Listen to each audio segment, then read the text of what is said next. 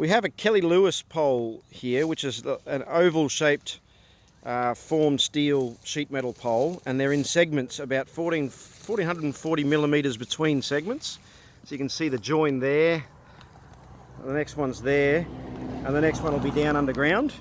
Now the great thing about these poles is they've got these 20 millimeter holes punched in every 340 millimeters. So we use those as a reference point to calibrate the scan, the ultrasonic scan down underground. And I've put a magnetostrictive strip on here and magged it up. I've painted over that with cold gal, which is why you can hardly see it. But we've scanned down underground. Now we can see this patch of corrosion. It's about 1 millimeter deep and about 100 millimeters diameter. And there's also one of the stamped holes, a bolt hole and a rivet hole. So it's pretty busy there. When we have a look on the scan here,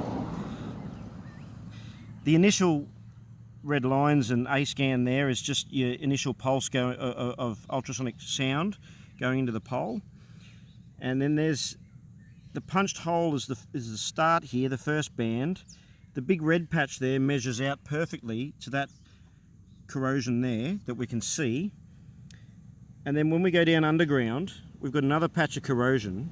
I'm not worried about that because it's nowhere near as big an indication as this corrosion here. So it's quite minor, but it still picked it up. So that's about 100 millimeters underground. And then we've got another punched hole. And then this would be the segment end, the end of the end of that segment. It's probably got another segment after that, but we can't go past that. But we don't really need to either because it's concreted into the ground. We're not worried about things that deep. Whereas if this corrosion spike here was much larger, then that would be of concern.